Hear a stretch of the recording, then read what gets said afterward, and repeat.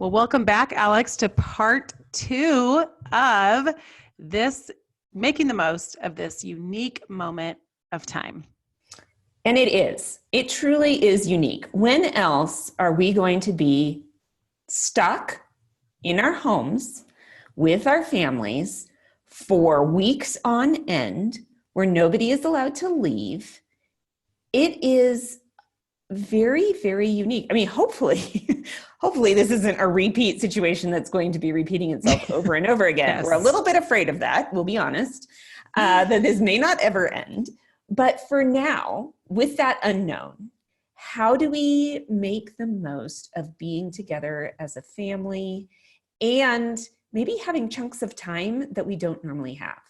So I will give an example of contrast from my normal life to now. My normal life, right before everything shut down, was the end of basketball season. So we had the high school basketball banquet. We had 4 basketball teams going in our house. My husband was coaching one of them. We had nights in February and the beginning of March where we had 3 basketball games in one night. I mean, we were running literally from one thing to the next. And then everything. So we were transitioning from basketball season to soccer season. Everything came to a halt. And it was like we went from complete exhausted, overscheduled mode. And I will tell you, I really try not to overschedule us. I'm very intentional, but basketball season happens to be especially hard in our house. It's our busiest time of year, to nothing. That is unique.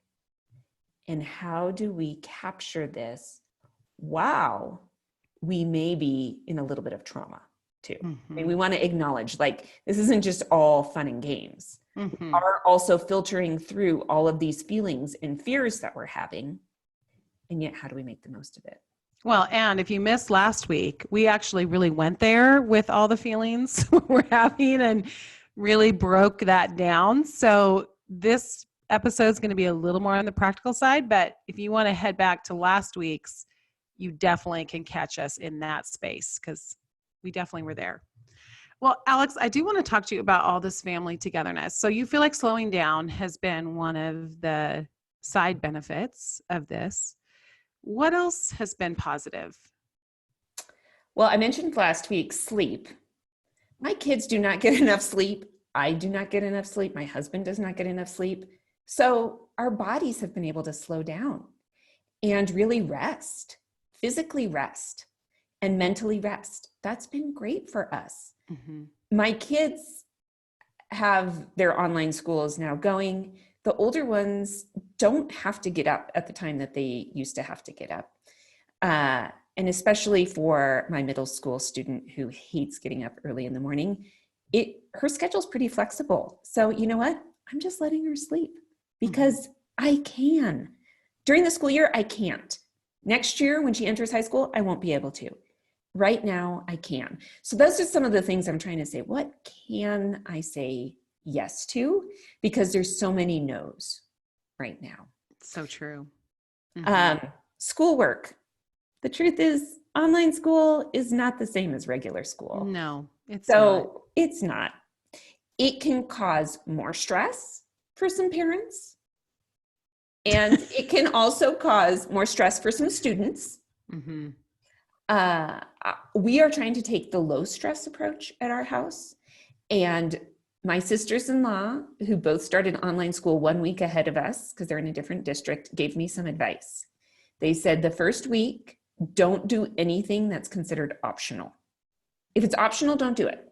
Just do the baseline and then see how you handle all your systems. Can your kids add stuff? And I thought, that's permission giving. It's optional. Totally. But for those of us who tend to be type A achievers and performers, we don't consider optional truly optional. We think, that's to get the A+. I want to get the A+. So I have tried to really de-stress school, and my kids are pretty good about doing what they need to do, at least so far. Mm-hmm. Yeah.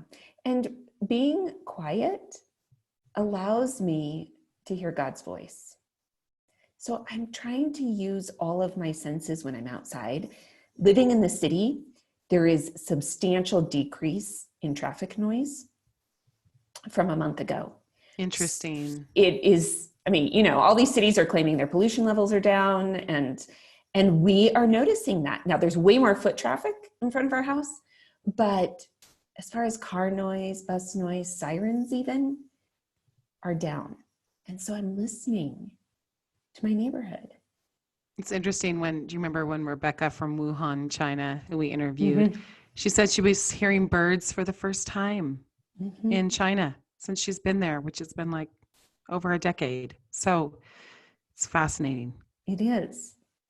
It really is. And I did read that even spending 10 minutes lying down outside listening to nature has major impact on your neurochemistry. How interesting is that? Right. So one day last week, we've had really good weather the last week, which has been great. So my kids can be in the yard. I looked outside and I said to my husband, because he's working from home, so we're all home all the time. And I said, our kids are getting so much out of this, because the scene on the front lawn was towels, people sitting on the lawn, and they were coloring in the yard. They do that maybe on the weekends, but often not, because we're at soccer games. This quieting, this slowing down is almost giving kids their childhood back. And I've seen some posts about that, but I just did a survey yesterday that the group what are they called? Lenore Scansey from New York. She is an advocate for kids taking risks, going out, doing things on their own. She speaks all over the country about this topic. So she was doing a survey about how have your kids' behaviors changed and how have your behaviors changed as a parent because of the pandemic.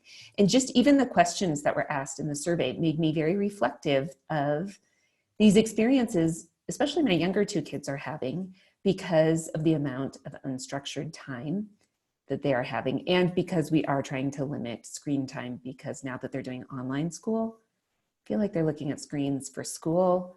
I'm really trying to pull back the screen time for play. So yeah. So how are you doing that with your teenagers? They're not as easy. I mean, just honestly, they're not as easy. And I'm probably not modeling as well to them, because their behaviors tend to match mine, not because they're watching what I do, but just because they're older and we tend to use technology in the same way. But I will say technology helps them connect with people, the older kids, more than the younger kids. And that's important for them. But I haven't done a great job, and it's hard for them. I don't want to be fighting with them about everything. So I do want to give them some space. If they want to watch a movie, okay. Again, it's something I can say yes to, because I can't say yes to a lot right now.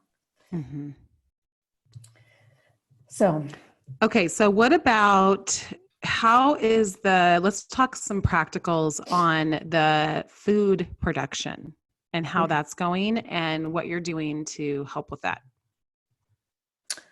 Well, you're probably better at this, at delegating work. How's it going? I'm cooking a lot and I'm cleaning up a lot. That's how it's going. Well, we are sitting down and having dinner together every single night, which in our house, we try to do as often as possible, but during sports seasons, it's just harder. So I usually cook breakfast and dinner for everybody. And Sundays, I am trying to do a special Sunday brunch to lure the teenagers upstairs to do church in front of our TV, because we're doing online church right now. So we're trying to make Sunday morning something special, just in general. That's cute. I like that. That's super cute. So we have done some things where I've said, no, we're saving that for Sunday. And everybody's like, oh yeah, okay. Sunday. I mean, every day, like, you have to create these fake parameters almost. But see, I like that, because it also feels like Groundhog Day. So I like that you're creating something different on Sundays. And, just to think about how could we even do that? Like, okay, Friday night is different. And how can we create these special times during the week? Because every day could so much feel the same right now. Well, even today, my 10-year-old said, so Mom, what are we doing special because it was our first week of online school? I was like, you want something special for that? My kids are used to everything is something special. But yeah, she's wanting some recognition. Like, we did it. We conquered our first week of online school. You're right. We should celebrate. We should celebrate. But cleaning up, we are trying, we kind of have a policy. If I ask you to unload the dishwasher, you have to. That's how we do it. So we take turns unloading the dishwasher and cleaning up after dinner. And so I don't have a real strong system, but I think you have a stronger system than I do as far as getting people involved in food prep and cleanup. Well, I do really care about them doing dishes because I really don't want to be in front of the dishwasher all day long. So I have gone to normally we just have an after dinner schedule, and there's one person on loading, unloading, and loading, and one person on putting food away, sweeping, wiping counters. Yeah. So we usually have two people on, but I've gone to now designating someone as the breakfast person as well, because half the time they're making big messes with breakfast, or, we are all together, whatever. So that is happening, the breakfast dish schedule. And then I am going to basically what I've gone to is a dinner helper for the different meals. Now, my sister, whose kids are a little bit older than mine, a couple of them are, and they like to cook. She's gone to literally designating them as you're on for dinner for this day. You're on for dinner for this. So they're like making the full meals, which is amazing. I would love that, but we're not quite. We're there with my daughter, but the boys aren't quite there. So we're doing basically a sous chef, someone who's a sous chef. So talk about unique opportunity. Well, we have this chance to totally have our kids be in the kitchen with us and cooking and learning. Yeah. And it is something I love. I really love to cook. And it's something I really value, that by the time my kids leave our house, this is a life skill I want them to have. Now, granted, they're going to just have the basics. They're not going to be making anything complicated, but that they'll be comfortable in the kitchen. And so basically they can learn anything from that point forward. So normally they are going to school. They're all in sports. We're a big sports family. And then they're getting home and they're ravenous and they're wanting to eat anything in front of them at that moment. And then they have homework, right? So it's like we've talked about all along. This is unique. We do have the time. And so how am I structuring our time? Because it does take intentionality. It does take me structuring it and designating this person is on for this day. Here's a little pro tip. If it's written on a schedule, then it's different than you saying you're on tonight. I don't know why, but the kids accept that something written and posted is kind of a non-negotiable. Whereas if I just say it, they'll be like, oh, do I have to be on tonight? Can't Hudson be on tonight? And then all of a sudden it becomes negotiable. Whereas for some reason, the posted paper, it has authority. It's a weird phenomenon and it totally works. I'm going to try it. I can see how that would be true, because we definitely have the negotiating going on. The other thing is that food has become way more interesting because it is something that's different from day to day. So suddenly what's for dinner is a big deal. It is. It's a big deal. And so we have been planning together as a family because it gives us something, one, to talk about, and two, we're all invested in. And if we have a discussion over dinner about, let's talk about the next 5 nights and what we have in the freezer and what we can work with. Everybody's hearing everybody else's opinion. And so it helps just the group decision-making process. So suddenly dinner has taken on this whole new moment because it is something that we have to look forward to. And it's been very interesting to see that happen. as rather than we're just all starving and we're going to eat whatever's in front of us. Right. Exactly. Well, and I do have a post up on my website of how we do for big family gatherings, even intentional scheduling of cleanup and all that we can point people to if they want an example. Okay. Okay. What about, can we talk a little bit about movies and shows and what you've been doing as far as that goes? It hasn't been going great. I'll just say that. We have a very difficult age range. Yeah, you do. So my youngest is 8, my oldest is 17, and I have a husband who really likes to watch his shows. So we have different tastes, and I end up watching often with the younger two because they feel abandoned by everybody. So we have really wanted to find shows and movies that everybody would be into, and we have struggled. Mm-hmm. We've struggled. Yeah. What about you guys?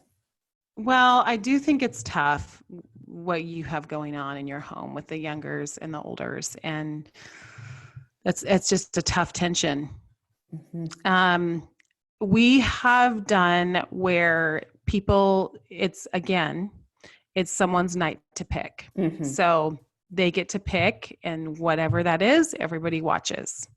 So if that is Avengers, that is Avengers. If that is, something that the boys aren't crazy about because they don't really like girly type movies, but if my daughter picks that, that's what we're watching that night. So it has been a little challenging because we also have gender. And that's the other thing, right? Is you have gender, you have age. I mean, there's just a lot of things that kind of diverge. And then, some things one person finds interesting. I know people are really into the Tiger King right now, which we did watch an episode of, and it's a lot like The Grizzly Man. If you ever saw that. Did you ever see the documentary about the guy that went and lived with grizzly bears up in Alaska? No, but I did watch Tiger King.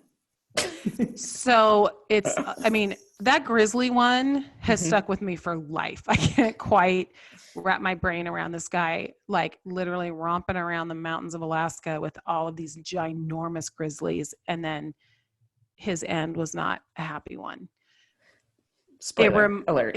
Spoiler, but I mean, yeah. Grizzly Man. It's Grizzly Man. Shocker. Didn't end well. But Tiger King actually reminds me a lot of that. And, we had some people that were like, don't love this. But even so, it's a little bit weird. I feel like it's a little bit inappropriate for younger kids. So what was your take on the Tiger King? Well, I watched the first episode with my older two. And we watched it before, we watched it the day it came out. We hadn't heard anything about it. But it had some tagline that was very intriguing, and we said, let's just try it. I mean, really, we're like, we can't find anything to watch. Let's try it. And we watched the first episode, and I think my mouth was open the whole time. Like my jaw just dropped, like, what is going on? And then it was the train wreck we couldn't look away from. The car wreck you can't look away from. And it did, the first 2 or 3 episodes was that kind of shock of, wait, what? These are real people? And then it just got sad. It got really sad. Okay. So, I haven't gotten that far. I will say. I don't know that we will get that far. No, it is not redeeming. However, it does show how destructive decisions lead to more destructive decisions. So I think in that sense, you can glean that from it. And it shows pain, blaring pain for sure. So it is not redeeming. Okay. That I don't know that anybody would argue with me on that statement. Mm-hmm. Well, it is. I feel like people are watching a lot of movies right now. That's definitely part of maybe the daily rhythm for people.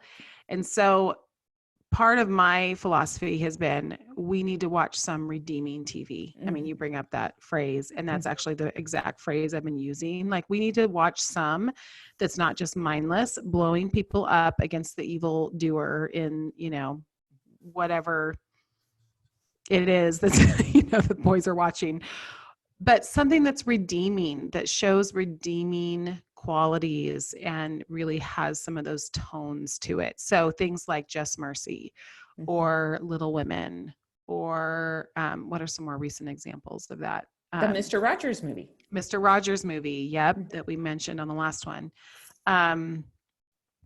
Even some of the old movies, like, oh my gosh, I'm blanking right now, but Rudy. I don't know if you ever saw that. That's a I think maybe phenomenal I did a movie. really long time ago. It's phenomenal. But like bringing back even some of those old ones that have like this really redeeming tone to them. Mhm. Like, we're not just going to watch all media that just has kind of this emptiness to it, Yeah. So We had a night that was happy movie night. We'd had a bad day. Oh, it was the day that it was announced that schools were closed for the rest of the year. mhm. It was a hard day at our house.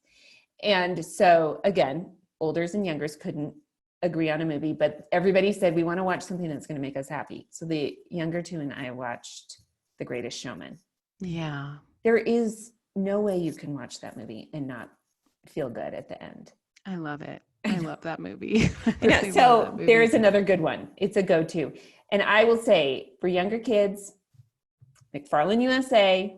Yes. Well, oh gosh, yes. All ages. I would say teenagers actually like that absolutely. movie too. Yes. McFarlane USA. But then, like my younger two, Kate Kittredge, American Girl.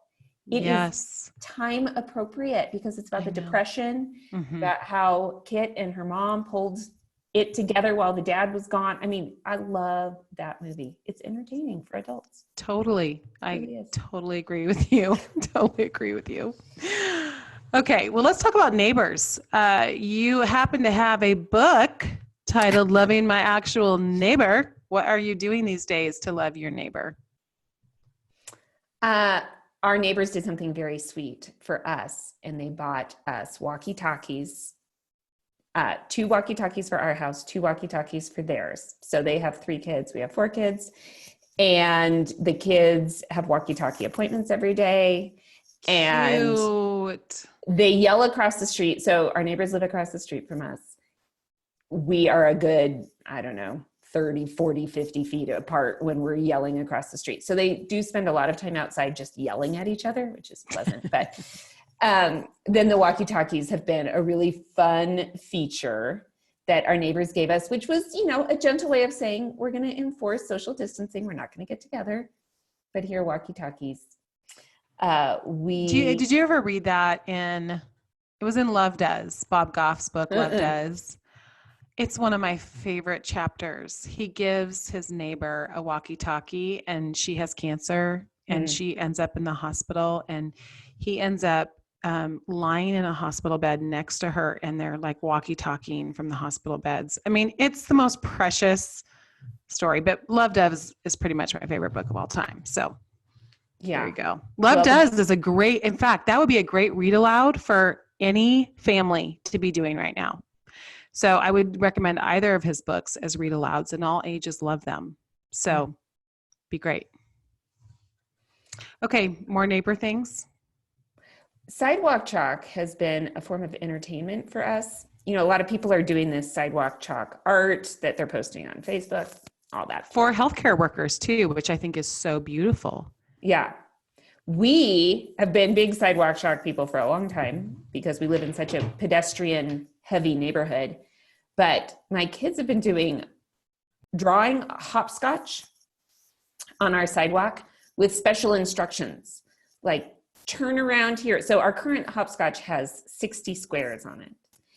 And people do it. It is hilarious to stand in our living room and look out the window and watch people do hopscotch.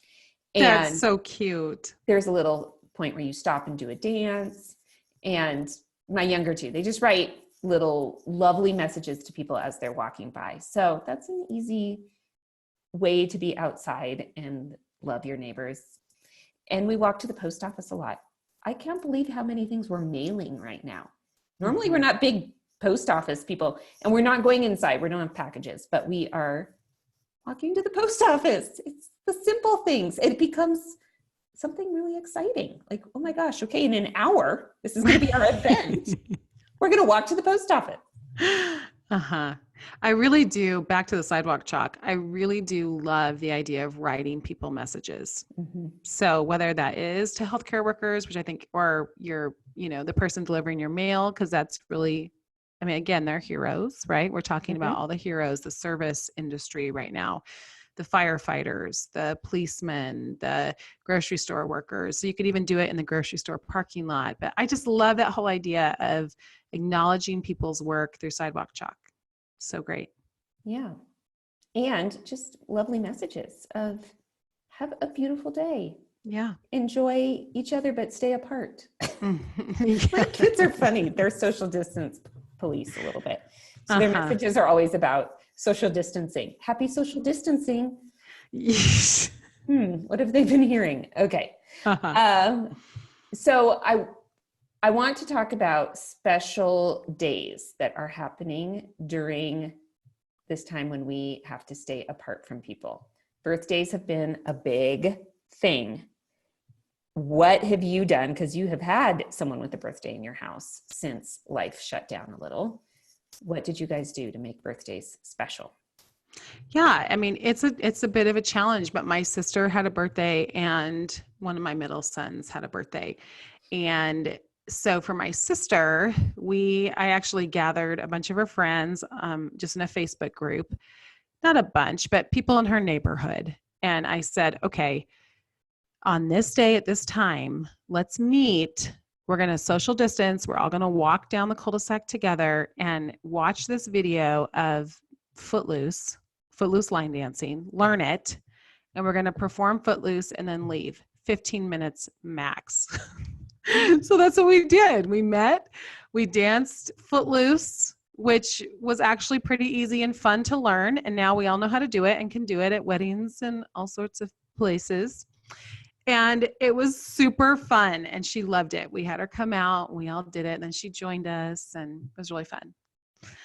For my son, my teenage son, I actually did a vid hug. Have you ever heard of that website, vid hug? Only from you.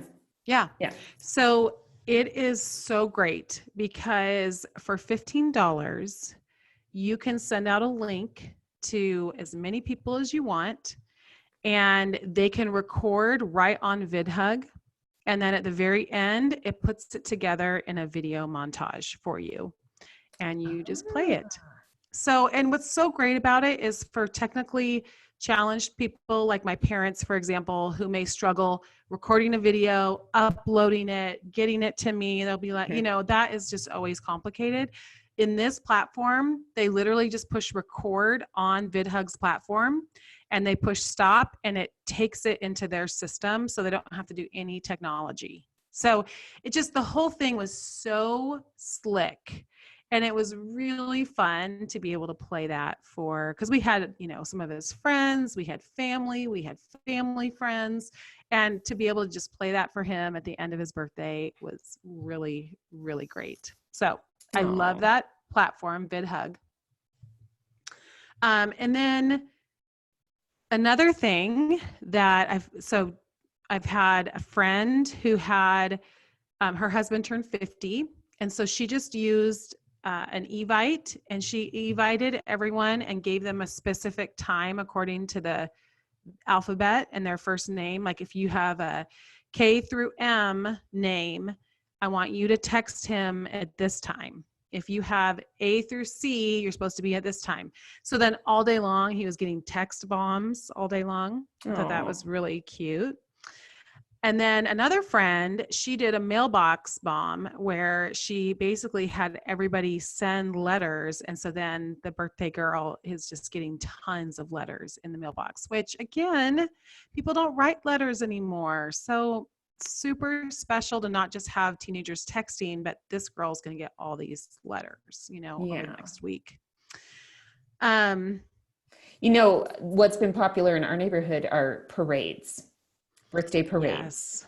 So people driving by somebody's house, honking, decorating their car, being outside the sunroof, yelling at the birthday person. Yes. So that's fun because everybody's separated. But yeah, super fun. And even like throughout the day, I mean, like for my son's birthday, we had different things he could pick from. Okay, you can, pick, do you want to do this or this? And we tried to have, and my daughter actually was so fun because she's in college. And so she's a little older, but she even had, special things that she was doing with him at different parts of the day. And we just tried to divide up the day so it didn't all look the same.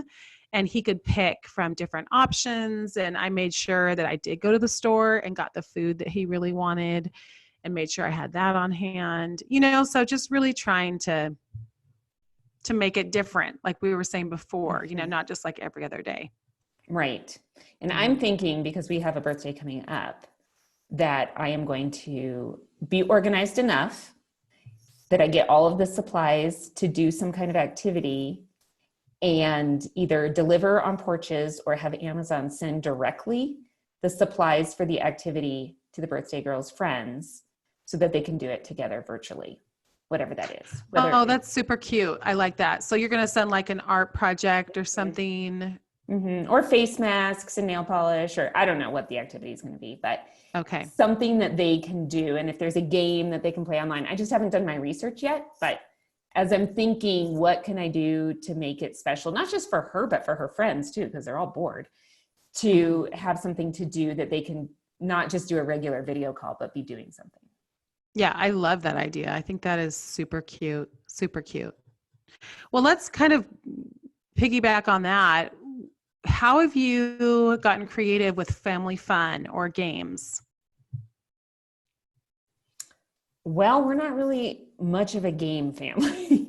That's okay. I'm a game person. People invite me to your house to play games with your families because my families won't, but they're a little more organic. I did get a football at Walmart this week because my girls have been wanting to throw a football. So it's just Every girl should know how to throw a football, I will say. Yes. I believe that. So we have a new football, but we did just a few nights ago, we played Foursquare in our driveway. And it was easy with little sidewalk chalk. And we did it for a good 20 minutes. And it was me and my 3 youngest girls. So the age range was 8 to 14. It was a really easy, all ages kind of game. Yeah. So, I think Foursquare is awesome. So is kickball. Kickball, you can play with all ages too. Super fun.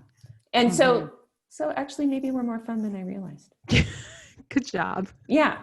But I can't get them to sit down and say, okay, let's play this game, or puzzle too. I really think this is the time to be doing puzzles. I see other people doing puzzles on Facebook. Why won't my family do a puzzle? But maybe your family does. Well, I actually am not a puzzle person. I'm a total game girl, but my oldest 2 did a puzzle over the last few days, and I was amazed at them. I don't really like puzzles, but I will say I love games. We are playing a ton of games, and one we've been playing is Codenames. Have you ever heard of Codenames? No. It's really great. It's a fun one, and it's like really good critical thinking skills. A lot of ages can play. Love that one. We've been playing Coup. Do you ever play? Yeah, I know.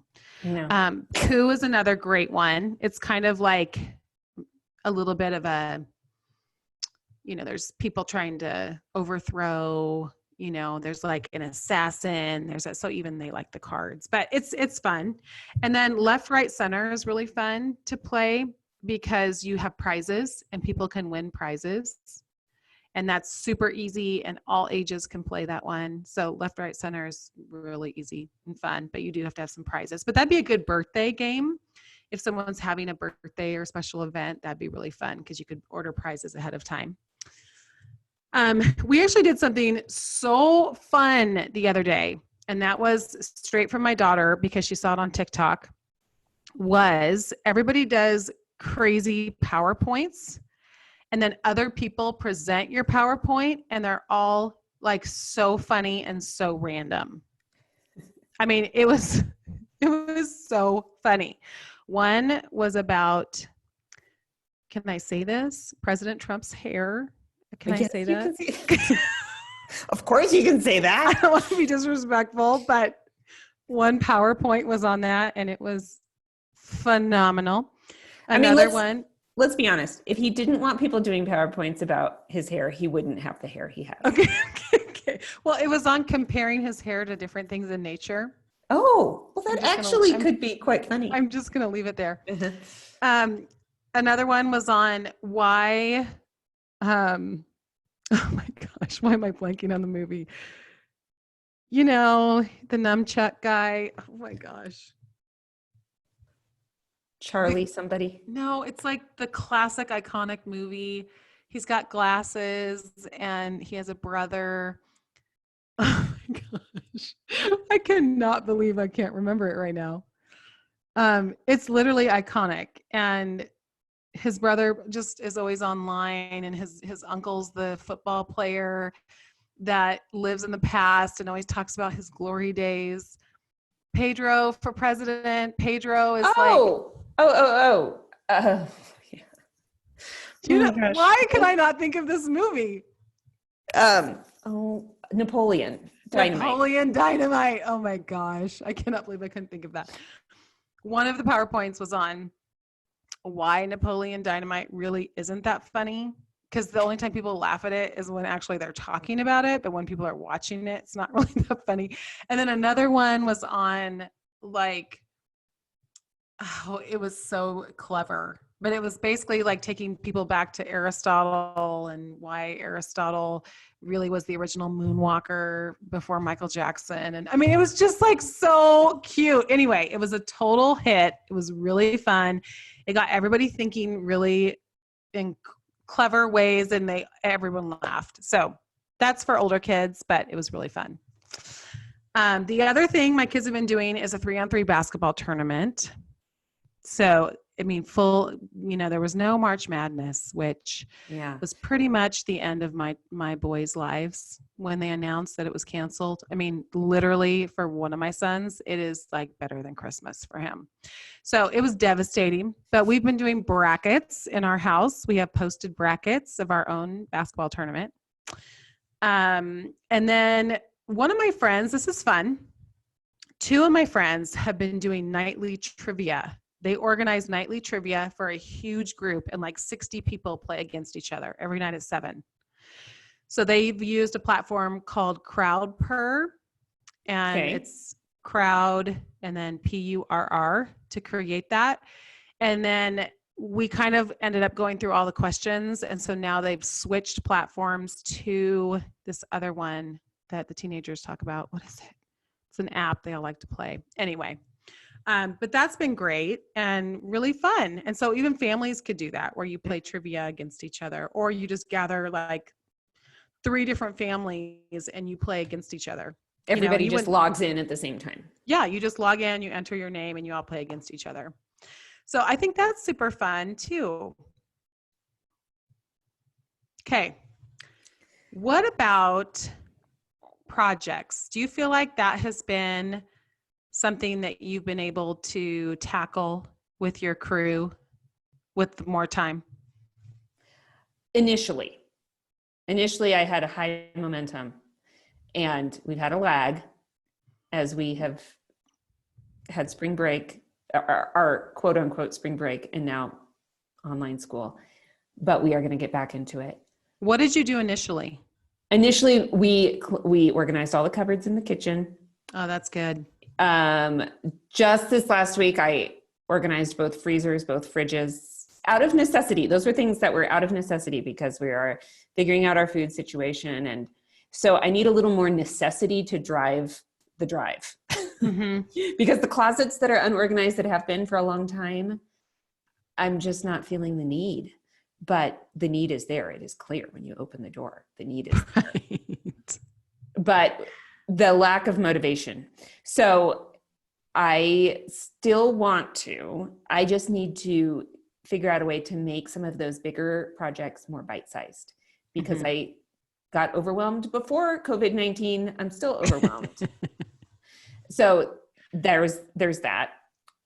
We were about to start a major house project that included a contractor. And I have put a pause on that, even though construction is still going in Denver. It's an allowed activity, because I'm very nervous about people I don't know coming into our house as I'm trying to keep the clean, germ-free zone going. I know, it's tough. So anyway, that's been an example of a pause, but we can't pause it forever. So just for now, I said, we're just going to pause it for now. And then we're going to figure it out, because it has to get done. And this is probably not going to go away, this whole pandemic situation. So we will figure out a way to do it, but just not right now. Yeah. I listened to this really interesting podcast with Dr. Cloud. You know, remember Henry Cloud? Yes. Cloud and Townsend. So good. He's just so great. And he's a psychologist, for those of you who don't know, and just very wise Christian man. But he was talking about how, you know, at the beginning of the pandemic, at the beginning of something like this, psychologically, we grasp at control. And so we, you know, it's kind of like you said, like at first we're all motivated, we do all these things. And then after a while, we start to learn control is an illusion. We have no control. We have no idea how long this is going to last. And we start falling into this thing called learned helplessness. And that's when the inertia sets in. And I have totally felt it in my own self. Like you just start to, and I've seen it in my family, like everyone just starts to kind of like become unmotivated. And one of the things he said is that's really actually bad for our mental health when that happens. And so we have to really fight against that by making small practical strides every day that build in a sense of purpose. Even if our days look really similar, it builds in a sense of purpose.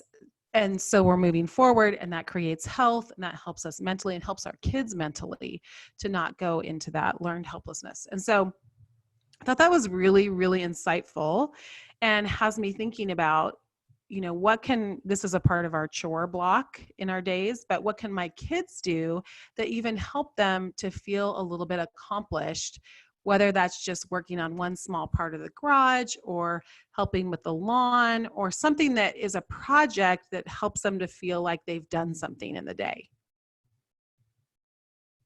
So I feel like that's been helpful. The other thing I think that's been helpful is for me to kind of rethink spaces. So for example, we had this on our property, there was this, it's not a barn because it only has 3 sides and then it's open, but it was a horse stall, and we're not ever going to do horses. And so it was just sitting there doing nothing but being really dirty and looking really old. And so we actually tackled that. We took down the stalls, we pressure washed the whole thing, we painted it, and we're turning it into a teenage space.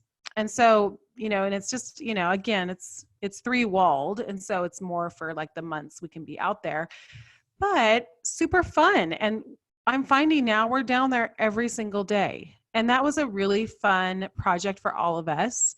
It benefits the kids, so they're really motivated. And it was just really rethinking a space we already had. Now that's some people don't have that, but in some ways it's like you talked about before, getting creative. You know, how can I redo something, a space I already have, and make it where it's more useful for our family? Right. So a smaller example of that would be, we have a front porch, and I've been carrying the coffee table out there every day for my kids to craft out on the front porch. Totally. They needed a table. We want them to be outside.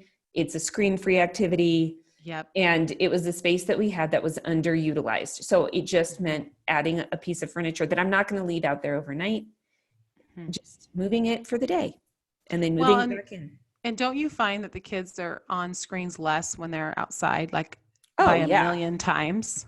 Yeah. So getting anybody outside, like one of my projects for my kids is, okay, I want you guys to build a campfire ring, because we're going to start having campfires every night. Because when people are around a campfire, they're not on a screen.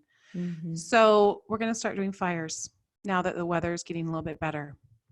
Yeah. No, there's all kinds of ways to utilize new corners of a room that you can say, okay, we're going to make this the reading corner for Yeah. homeschooling. We've never had to have a homeschool reading corner, but now we do. Mm-hmm. So we're going to put the chair that was over here, over there. Kaboom. Now named the reading corner. So Totally. I love it. yes, You know what I called it when my kids were younger? The book nook. the book nook. See, you could make a sign, put some basket of books. The book nook. There's all kinds of things you can do to make things feel different. And maybe you just do that for 1 week. Mm-hmm. This week, we're going to have a book nook. Next week, we're going to have an art station or whatever. Okay, so I also want to give a shout out to our friend Morgan Tyree, who is doing a capsule wardrobe. What do you want to call it? School right now? Something. I don't know what she's calling it, but it's basically a challenge.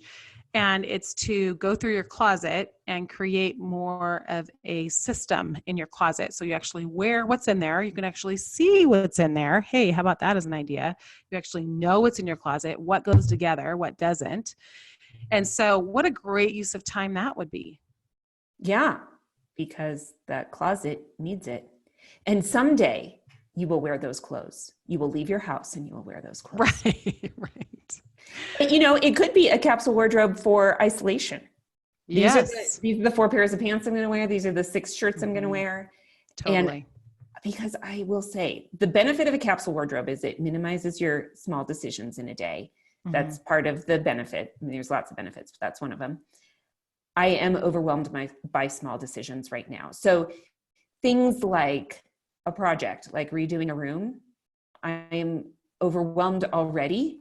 So some of those decisions can feel really overwhelming. So I want to give people permission. If that is overwhelming to you, you do not have to take on a new project. However, I agree with what Krista said earlier, that it does help to have purpose in your day.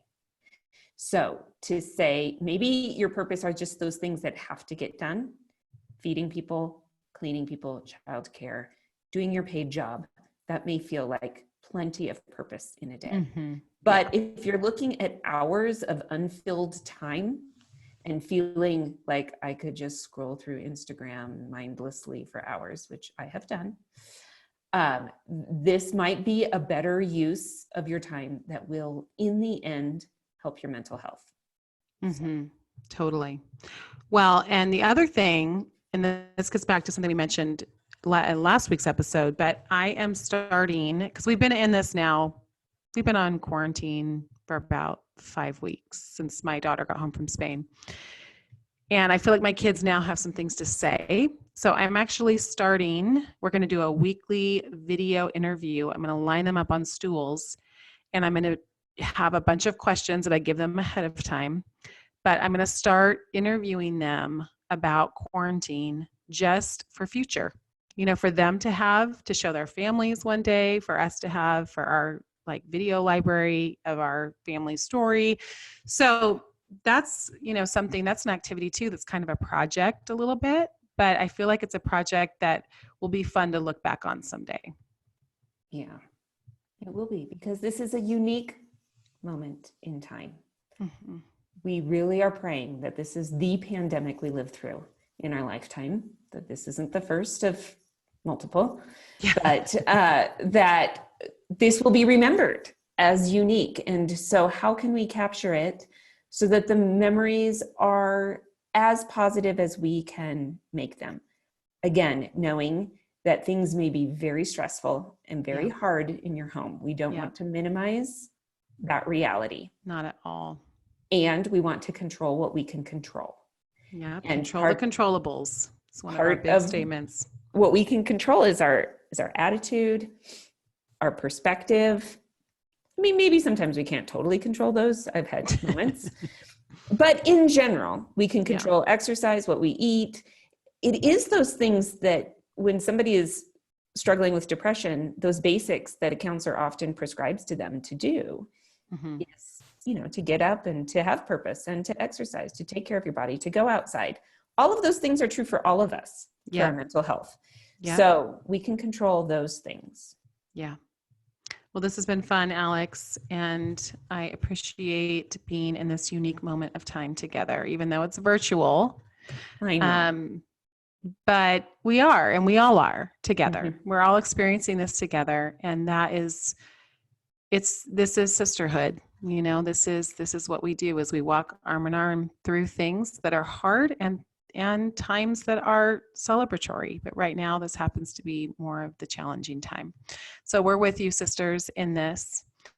And if you have ideas, we want to hear them. So jump over to Instagram, jump over to our show notes from today, where we'll have everything listed, and tell us what you are doing to make the most of this unique moment. We really do want to hear from you and be together in this.